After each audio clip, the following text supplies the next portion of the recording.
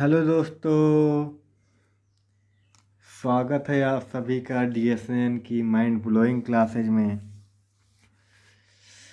चलिए, हम क्या पढ़ रहे थे? अम्ल तथा क्षारकों के रासायनिक गुण। तो हमारे रासायनिक गुण खत्म हो गए थे, थोड़ा सा रिवीजन कर लेते हैं ना इनका। मैं रिवीजन करा रहा हूँ, इनका लिखना नहीं है, लिख चुके जो हम जितना लिखना था। चलो पहले देख लेते हैं अम्ल की अपक्रियाएँ। अम्ल जब धातु के साथ क्रिया करते तो क्या बनता था? अम्ल और धातु क्रिया करके क्या बनाते थे? लवण तथा हाइड्रोजन गैस। जब अम्ल धात्विक ऑक्साइड के साथ क्रिया करते तो क्या बनता था? लवण तथा जल बनता था। जब अम्ल क्षारक के साथ क्रिया करते तो क्या बनता था? लवण तथा जल बनता था। जब अम्ल धातु कार्बोनेट के साथ क्रिया करते तो क्या बनता था? लवण बनता था, CO2 बनता था और जल बनता था। इसको शॉर्टकट में आप रफली चाहे तो लिख सकते हैं, रटने के लिए आसानी रहेगी, रटने में याद करने में आसानी रहेगी। अब धातु बाइकार्बोनेट से क्रिया करते तो क्या बनता था? लवण और कार्बन डाइऑक्साइड तथा जल बनता था। अब क्षार की इसी तरह देख लेते हैं, क्षार अपक्रिया कैसे करके क्या बनाते हैं। चलो अब देखो, क्षार अधात्विक ऑक्साइड से क्रिया करके ये भी लवण तथा जल बनाते थे, वो भी बनाते थे। क्षारक भी धातु से क्रिया करके लवण तथा हाइड्रोजन गैस बनाते हैं, अम्ल भी ऐसा करते थे। देखो, क्षारक अम्ल के साथ क्रिया करके लवण तथा जल बनाते थे, वो भी इनमें भी ऐसा होता था। ये जो क्षारक होते हैं ये धातु कार्बोनेट के साथ कोई अपक्रिया नहीं करते, बल्कि वो क्रिया करते थे ना, उनमें CO2 बनता था, लवण बनता था, है ना, ये सब बनता था। और इनमें क्या हो रहा है? देखो, धातु बाइकार्बोनेट के साथ भी अपक्रिया नहीं करते, ठीक है, बल्कि वो अम्ल करते थे। अब इनमें समानता क्या होती है अम्ल तथा क्षारक में? तो ये बात, ये सभी क्या होते? अम्ल जो OH+ आयन देते हैं, OH क्या होते? क्षारक क्या होते? OH- आयन उत्पन्न करते हैं, समझे? जब कोई अम्ल या क्षारक जल में मिलाया जाता है तो ये तनुकृत हो जाता है। जल में मिलाने पर आयन की सांद्रता इसमें और इसमें में प्रति इकाई आयतन की कमी हो जाती है। अब देखो, जैसे कोई जल है जो कोई विलयन है, अगर H+ आयन किस रूप में पाया जाता है? H3O के रूप में, H3O+ के रूप में, OH- के रूप में। अगर जल में इसकी मात्रा ज़्यादा है तो क्या होगा? विलयन जल वाला जो विलयन होगा वो अम्लीय होगा। अगर इसकी मात्रा ज़्यादा है OH- आयन की तो विलयन क्या होगा? क्षारीय होगा। ये बात याद रखना है यहाँ पे, ठीक, वही चीज़। चलो अब देखना है अम्ल तथा क्षार की प्रबलता। अम्ल तथा क्षार की प्रबलता। अब प्रबलता किस पर निर्भर करती है? H+ और OH- आयनों पर। ये प्लस ऊपर लगेगा, अच्छा, हाइड्रोजन की OH- ऊपर लगेगा, अच्छा, आयनों की संख्या पर निर्भर करती है। अब क्या, आप वीडियो रोक रोक के ही लिख लिया करें, ठीक बच्चे, सुनते एक बार सुन डाला करें, फिर वीडियो रोक रोक रोक के लिख लिया करें। एक बार थोड़ा एक लाइन सुनो, फिर रोको वीडियो, फिर लिख लो, फिर चलाओ, फिर एक लाइन सुनो, फिर लिखो, ऐसे कर लिया करो। चलो आगे देखते हैं। तो मतलब H+ जितना अधिक होगा उतने अधिक क्या होगा? प्रबल अम्ल होगा। OH- जितने अधिक होगा उतने ज़्यादा क्या होगा? प्रबल क्षारक होगा। समझे बेटा? समझे बेटा? यही चीज़ है और कुछ नहीं, इसमें यही समझना, बाकी लिखना नहीं कुछ। चलो pH स्केल देखते हैं। pH स्केल, अब ये इम्पॉर्टेंट है पेपर के लिए। ये क्या है बेटा जी? इम्पॉर्टेंट है। जैसे pH स्केल क्या होते हैं? किसी विलयन में उपस्थित H+ आयन की सांद्रता ज्ञात करने के लिए एक स्केल विकसित किया गया। स्केल मतलब पैमाना, स्केल मतलब पैमाना विकसित किया गया, जिसे क्या कहते हैं? pH scale. ये कहाँ से कहाँ तक होता है? 0 से 14 तक, बीच में 7 होता है, समझ गए? अब क्या है pH में? P है क्या? पोर्डेंच, जो एक जर्मन भाषा है जिसका अर्थ क्या होता है? शक्ति, यानी कि पावर। पीएच को पी को पावर और एच को हाइड्रोजन बोल देते हैं, समझे बेटा जी? एच को हाइड्रोजन, यानी हाइड्रोजन की पावर ही क्या है? पीएच। पोटेंशियल ऑफ हाइड्रोजन भी बोलते हैं। हाइड्रोजन का विभव, हाइड्रोजन का विभव जितना ज़्यादा होगा उतना ज़्यादा पीएच होगा, समझे? ऐसे भी बोल देते हैं, दोनों नाम सही हैं इसके। चलो अब pH = 7 हो जब pH कितना हो 7 के बराबर हो तो विलयन उदासीन होगा। जब pH क्या हो छोटा हो 7 से, ये pH छोटा है 7 बड़ा है तो विलयन क्या होगा अम्लीय होगा। जब pH का मान अधिक हो किससे 7 से ज़्यादा हो, मतलब pH बड़ा है ये 7 छोटा है तो क्या होगा विलयन क्षारीय होगा। समझ गए, ये भी लिखना है आपको। अब देखो पैमाना यह 0 से 14 तक होता है, pH ज्ञात करने उपयोग किया जाता है। अब देखो यहाँ पे ये दुर्बल अम्ल है, इनमें H+ की मात्रा कम होती, इनमें H+ की मात्रा क्या होती ज़्यादा होती। और प्लस आयन की सांद्रता देखो, ग्राफ देखो कैसा हो रहा है, ये बढ़ता चला जा रहा है ना। यहाँ पे देखो कितना पतला है, आगे चौड़ाई बढ़ रही है। H+ आयनों की सांद्रता मतलब बढ़ रही है, इसलिए ये का एम बदल गया, प्रबल अम्ल में बदल गया। ठीक बेटा, ये प्रबल अम्ल के उदाहरण है, ये दुर्बल अम्ल के उदाहरण है। ये लिखना मत, आप ऊपर लिख चुके हो ना, आप यहाँ पे लिख चुके हैं प्रबल अम्ल दुर्बल अम्ल के उदाहरण लिखे थे ना, लिखे कि नहीं लिखे थे, ये देखो यहाँ पे लिखे हो ना। प्रबल अम्ल दुर्बल क्षारक क्या होते हैं, प्रबल क्षारक क्या होते हैं, प्रबल अम्ल दुर्बल अम्ल, इसी तरह ये लिख चुके हैं। उदाहरण पूछता उदाहरण पहले ही लिख चुके हो आप, वहाँ पे लिखने की ज़रूरत नहीं है, समझ लो सिर्फ बस।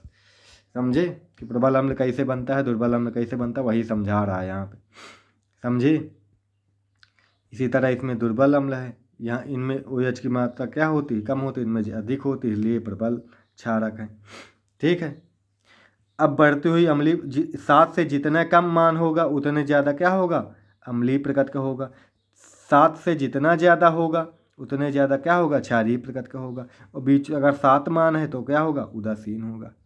समझे, वही चीज़ यहाँ पे बता रहा है। देखो H+ आयनों की सांद्रता में वृद्धि हो रही, इधर जा रहा है तो क्या होगा अधिक अम्लीय। H+ आयनों की सांद्रता में जितने कमी होती चली जाएगी, H+ सांद्रता में कमी होगी मतलब OH- क्या होंगे बढ़ेंगे, तो उतने ज़्यादा क्या होगा क्षारीय होगा। चलो अब ये देख लेते हैं, ये चीज़ आपको लिखनी है। ये जो पूरा पैराग्राफ बना इसे चाहे हेडिंग वाइज लिखो चाहे जैसे लिखो, पर ये आपको लिखना है, मैं समझा दे रहा हूँ। समझे बेटा जी, तो कोशिश करेंगे कल हमारा लेसन ख़त्म हो जाए, ज़्यादा बचा नहीं है कुछ आज के वीडियो में, नहीं कल के वीडियो में ख़त्म हो जाएगा। ये चीज़ इम्पॉर्टेंट है। अच्छा बेटा, ये पेपर में पूछी जाती है। चलो मैं समझाता हूँ। अब हेडिंग डालेंगे दैनिक जीवन में pH का महत्व। अब पहले चाहे ये हेडिंग डाल दो, आप हेडिंग डाल सकते हो, नहीं ऐसे ही अगर लिखने की इच्छा है ऐसे लिख सकते हो, चाहे तो ये हेडिंग बना दो। पौधे एवं पशु पौधे एवं पशु pH के प्रति संवेदनशील होते हैं। अब कैसे होते हैं ये समझना है। हमारा शरीर 7 से 7.8 pH जो परास होता है रेंज के बीच कार्य करता है। जो हमारा शरीर है 7 से 7.8 के बीच कार्य करता है। वर्षा के जल की pH मान अगर क्या हो जाए 5.6 से और कम हो जाए, क्या हो जाए कम हो जाए, तो वह क्या कहलाती अम्लीय वर्षा, क्या कहलाती अम्लीय वर्षा। ठीक है। अनेक संवेदनशीलता है, अगर हमारा pH मान इससे 7 से कम हो जाए शरीर का, ठीक है, तो हम बीमारियां हो जाएंगी, हम रोगी हो जाएंगे, हमें नुकसान होगा, हमारी बॉडी नहीं सह पाएगी। समझे बेटा। चलो अब मिट्टी का pH भी देखो कितना होता है। मिट्टी का pH मान अच्छी उपज के लिए पौधों को एक विशिष्ट pH परास की आवश्यकता हो। pH परास मतलब pH मान ही कह सकते हैं यहाँ पे। अच्छा, यदि किसी स्थान की मिट्टी का pH अधिक या कम हो तो किसान उसकी आवश्यकता अनुसार अम्लीय या क्षारीय पदार्थ मिलाते हैं। मान लो मिट्टी क्या हो अम्लीय है, मिट्टी क्या हो अम्लीय है। अब यहाँ तो गांव में किसाने बेचारे जान ही नहीं पाते हमारी मिट्टी अम्लीय है कि क्षारीय है, क्या है पता ही नहीं चलता। मिट्टी क्या हो जैसे मान लो अम्लीय है तो हम कोई क्षार या क्षारक मिलाएंगे। क्या मिलाएंगे क्षारक, क्यों अब क्षारक मिलेंगे तो उदासीन कर देंगे ना उसमें, अम्ल और क्षारक मिलके उदासीन कर देंगे उसे। समझे, जैसे हमारा मुंह भी होता है, सुबह सुबह क्या होता है हमारा मुंह अम्लीय होता है। क्या होता है अम्लीय। तो हम क्या क्या खा सुबह सुबह क्या करते हैं मंजन करते हैं। मंजन में क्या होता है, मंजन में क्षार होता है, मंजन में नमक होता है ना NaCl। क्या आपके टूथपेस्ट में नमक है, सुना है ना प्रचार, क्या आपके टूथपेस्ट में नमक है सुना है ना। तो बस उसमें नमक होता है, इसलिए वो क्या हो जाता है क्षारीय होता, तो हमारे मुंह की अम्लता जो होता है उसे खत्म कर देता है, उदासीन कर देता है। समझे बच्चा। ये होता है। हमारा पेट भी कभी कभी एसिडिटी हो जाती, क्या हो जाती, एसिडिटी, अम्लीय हो जाता है। अम्लता बढ़ जाती तो हम क्या पीते हैं, इनो। इनो क्या होता है, क्षारीय। तो अम्लता दूर करने के लिए काहे के यूज करते हैं, क्षारीय के। अगर क्षारकता बढ़ जाए तो किस क्या यूज करेंगे फिर हम, अम्ल को यूज करेंगे, डालेंगे। इसी तरह खेत में होता है, जब खेत की मिट्टी का हो, अम्लीय हो, तो कोई क्षारीय क्षारीय पदार्थ डालेंगे। जैसे क्या डाल सकते हैं, चूना डाल सकते हैं ना, खड़ा चूना जो आता है, खाली चूने, ठीक है, कोई छाछ डाल सकते हैं। सोडियम कार्बोनेट बोलते हैं ना, सोडियम कार्बोनेट, कैल्शियम कार्बोनेट डालते हैं ज़्यादातर किसान, समझे। ये सब डाल सकते हैं, ठीक है। ज़्यादातर तो अम्लीय होती है हमारी मिट्टी, क्षारीय बहुत कम होती है। पर क्षारीय हो जाती तो फिर कोई अम्ल में डालते हैं। चलो अगला देख लेते हैं। ये इंपॉर्टेंट, अब यहाँ पे ये पेपर में ज़्यादातर पूछा जाए, ये पूछा जाता है। अब की बार शायद ये वाला पूछा, अब की बार तो ये वाला 2020 में अपने यहाँ के पेपर में, जो रैवली वाला पेपर मैंने देखा था, मैं रैवली से हूँ तो रैवली का जानता हूँ। यहाँ पे 2020 वाले पेपर में ये क्वेश्चन आया था, पीएच परिवर्तन का दंत क्षय में क्या, दंत दांतों में क्या प्रभाव पड़ता है, दंत क्षय कैसे होता है, ये समझाना था। तो सब इम्पॉर्टेंट, कुछ भी आपकी तो कुछ और आ सकता हो सकता है। तो हम इसको देखते पहले। हमारा उदर, उदर मतलब पेट, स्टमक, अमाशय के बोलते हैं स्टमक, अमाशय ही होता है उदर। अच्छा, हाइड्रोक्लोरिक अम्ल उत्पन्न करता है हमारे पेट में, यानी कि अमाशय में HCl हाइड्रोक्लोरिक अम्ल उत्पन्न होता है खुद ही। अच्छा, जो भोजन के पाचन में क्या होता है, सहायक होता है। आपच, आपच मतलब जब पचता नहीं भोजन की स्थिति में उदर अधिक मात्रा में अम्ल उत्पन्न करता है। उधर जब भोजन कम पचता है तो भाई तो मशीनों को लगता है कि पच नहीं रहा है, इसकी शायद और ज़रूरत है, तो वो इसको HCl को और निकाल देती हैं, और निकाल देती है, कमी कोई और रहती है, मशीनों को ये बात नहीं पता होती है हमारी, है ना। तो यही बात है, नहीं पता होती तो अम्ल की मात्रा तो बढ़ जाती है हमारे पेट में ना, हमारे स्टमक में, हमारे उदर में अम्ल की मात्रा बढ़ गई। अब बढ़ गई तो भाई कैसे दूर होगा, अब दूर करने के लिए तो एसिडिटी हो जाती है, लूज, पेट गड़गड़ाने लगता है हमारा, कहीं पच नहीं रहा है खाना, काल आए भैया, दर्द होने लगता है, जिसके कारण कमर उदर में दर्द, जलन होने लगती है ना। इस दर्द से मुक्त पाने के लिए क्या करते हैं, एंट एसिड जैसे क्षारकों का उपयोग किया जाता है, जो अम्ल की अधिक मात्रा को उदासीन करते हैं। जैसे मिल्क ऑफ मैग्नीशिया बोलते हैं, इनो भी यहाँ लिख सकते हैं, मिल्क ऑफ मैग्नीशिया इसको बोलते हैं, MgOH का होल टॉइज, ये होता है। मैग्नीशियम हाइड्रोक्साइड को मिल्क ऑफ मैग्नीशिया बोलते हैं, समझे बेटा। चलो ठीक है। अब पीएच का उदर में कहा है, ये दांतों के लिए कहा है पीएच का मान।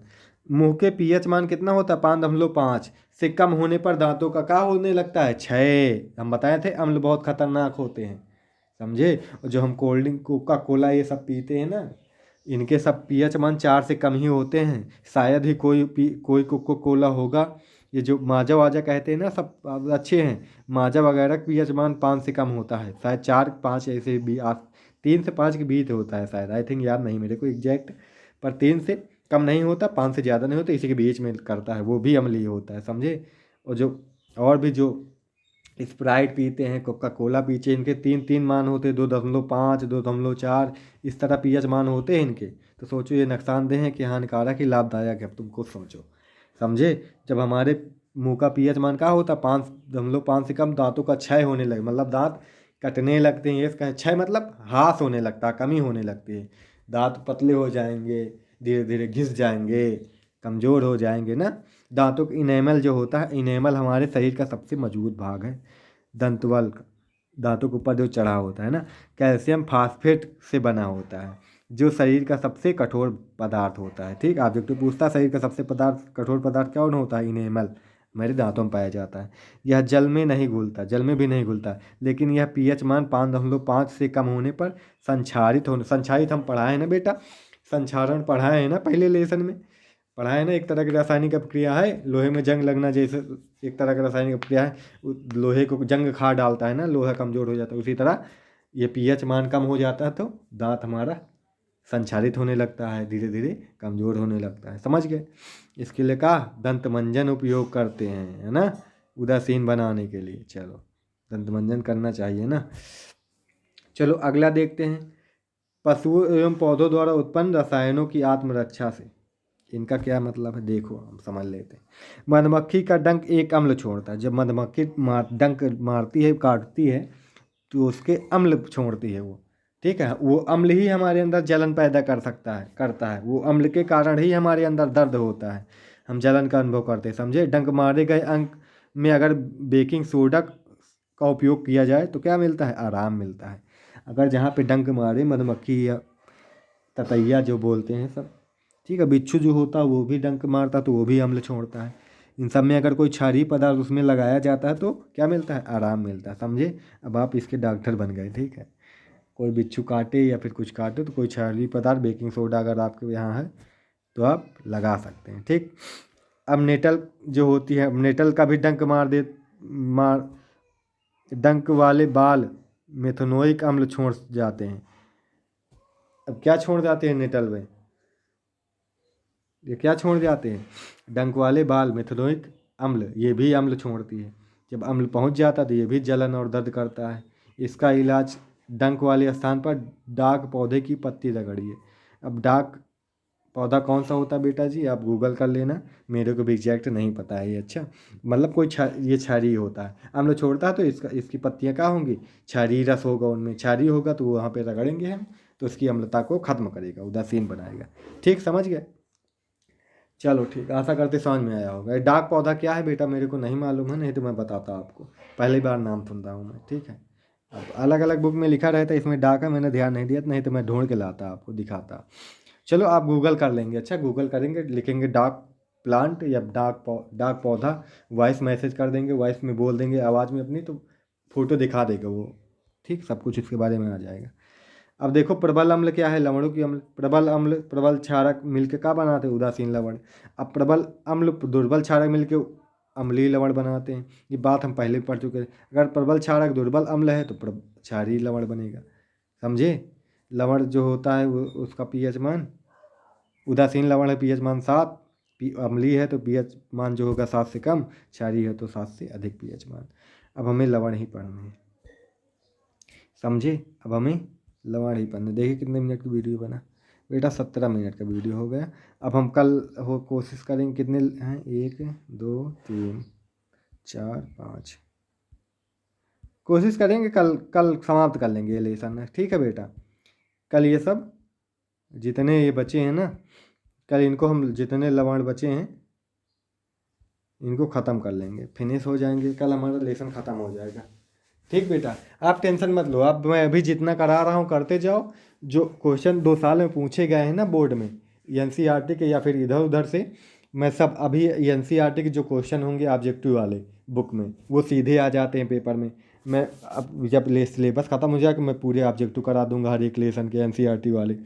फिर क्या करूँगा मैं जो क्वेश्चन पूछे गए हैं ना पेपर में, पिछली बार एनसीईआरटी का सिलेबस था, पिछली बार जो एनसीईआरटी से क्वेश्चन आए, अब की बार 2020 में पेपर जो हुआ है उसमें से जो कितने क्वेश्चन बने हैं सब क्वेश्चन मैं दिखा दूंगा। जो क्वेश्चन नहीं पढ़ाया होगा उसे पढ़ा दूंगा फिर से, उसका आंसर उसका सलूशन पूरा मैं सब कुछ आपको दे दूंगा। टेंशन लेने की बात ही नहीं है, जब तक हम हैं तब तक कोई गम नहीं है। ठीक है, हमें तो सब है। ठीक है, हम सब कुछ करवाएं, आप भरोसा रखें तो भरोसा रखे रहिए। जो भरोसा करता है हम उसके भरोसे को नहीं तोड़ते। ठीक है बच्चे, तो चलिए ठीक है, इस वीडियो को देखिए, अधिक से अधिक शेयर कीजिए, औरों को भी जोड़िए।